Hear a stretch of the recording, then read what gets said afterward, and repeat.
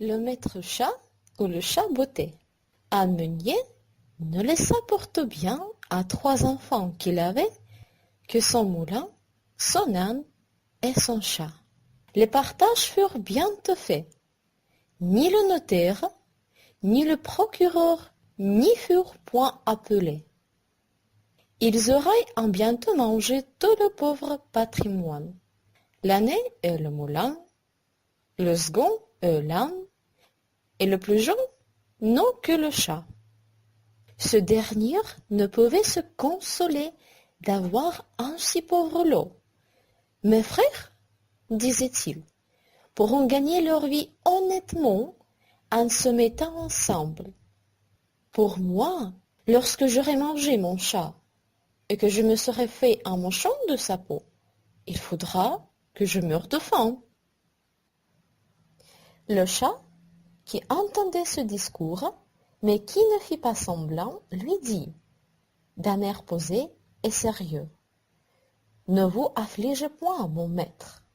Vous n'avez qu'à me donner un sac et me faire une paire de bottes pour aller dans le broussailles, et vous verrez que vous n'êtes pas si mal partagé que vous croyez. » Que le maître du chat ne fit pas grand fond là-dessus, il lui avait vu faire tant d'études de souplesse pour prendre des rats et des souris, comme quand il se pendait par les pieds, ou qu'il se cachait dans la farine pour faire le mort, qu'il ne désespéra pas d'en être secouru dans sa misère.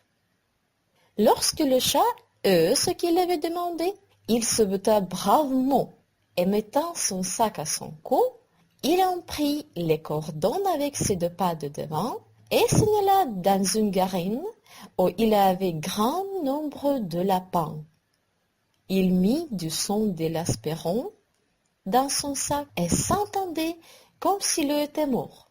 Il attendit que quelques jeunes lapins, peu instruits encore des ruses de ce monde, vinrent se fourrer dans son sac pour manger ce qu'il avait mis.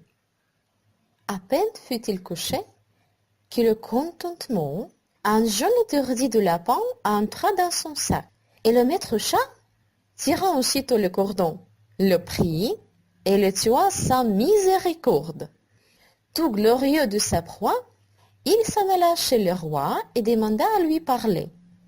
On le fit monter à l'appartement de sa majesté, où étant entré, il fit une grande révérence au roi et lui dit « Voilà, sire, un lapin de Garenne que monsieur le marquis de Carabas, c'est à le nom qu'il lui prit l'idée de donner à son maître, m'a chargé de vous présenter de sa part. »« Dis à ton maître, répondait le roi, que je le remercie et qu'il me fait plaisir. » Une autre fois, il alla se cacher dans un blé, tenant toujours son sac ouvert. Et lorsque 2 perdrix y furent entrés, il tira le cordon et les prit tous 2.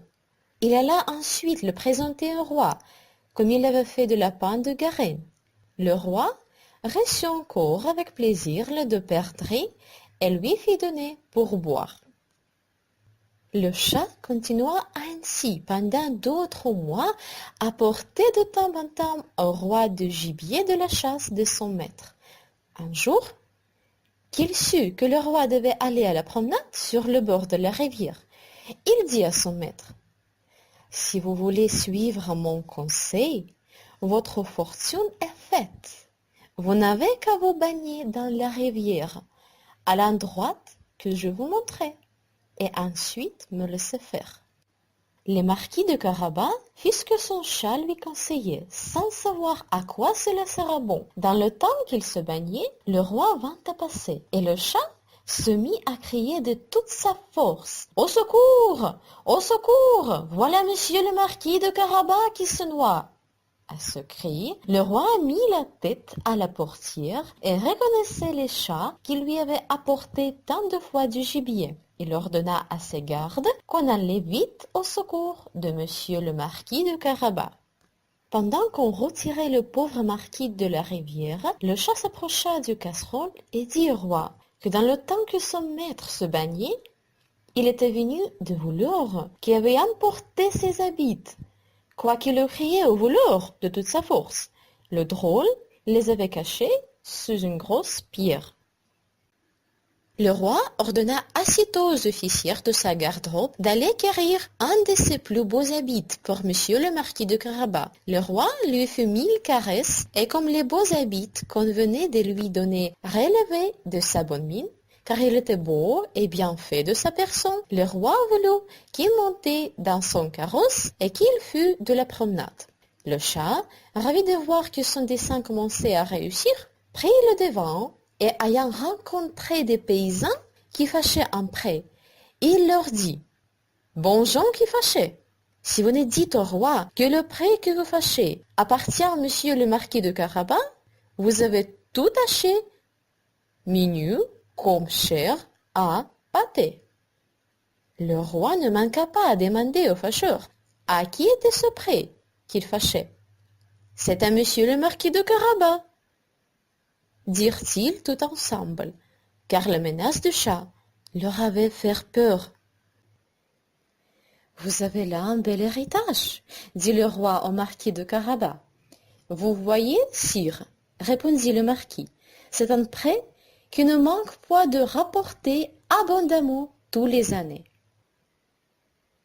Le maître chat, qui allait toujours devant, rencontra des moissonneurs et leur dit « Bons gens qui moissonnez, si vous nous dites que tout ce blé appartient à monsieur le marquis de Carabas, vous serez tous sachés, menus comme chair à pâté. » Le roi, qui passa un moment après, voulut savoir à qui appartenaient tous les blés qu'il voyait. « C'est à monsieur le marquis de Carabas, répondirent les moissonniers. Et le roi se réjouit encore avec le marquis. Le chat, qui allait au-devant du carrosse, disait toujours la même chose à tout ce qu'il rencontrait.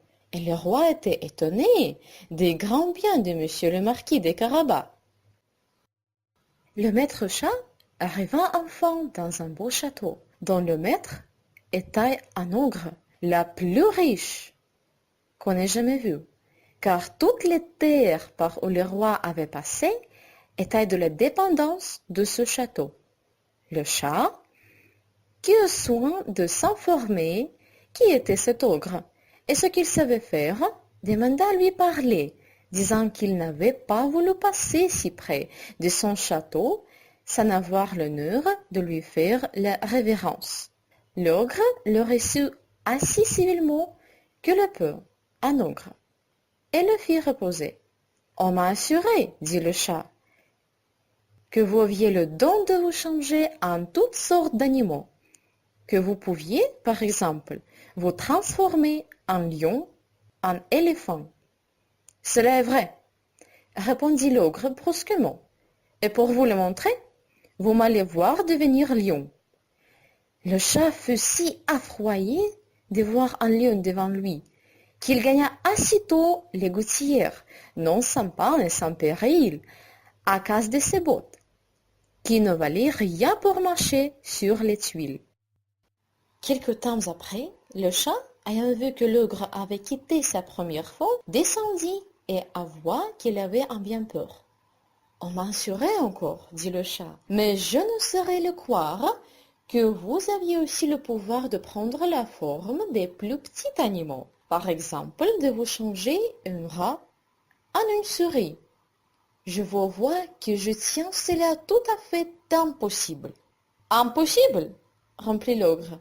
« Vous allez voir. » Et en même temps, il se changea en une souris, ce qui mit à courir sur le plancher. Le chat ne l'a pas plutôt aperçu qu'il se jeta dessus et le mangea.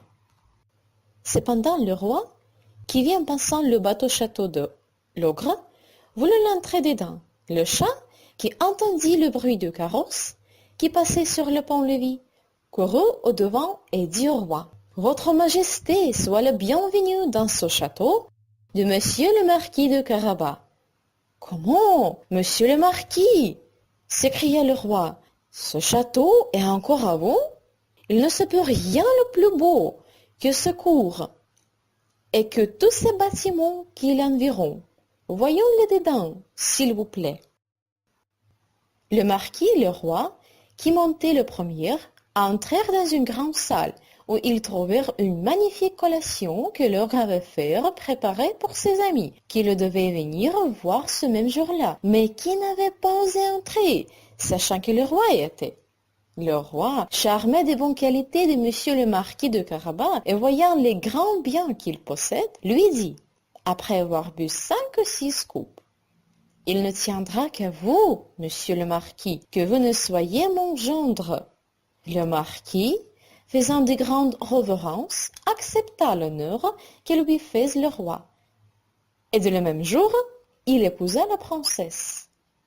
Le chat devient grand seigneur et ne courut plus après les souris que pour se divertir.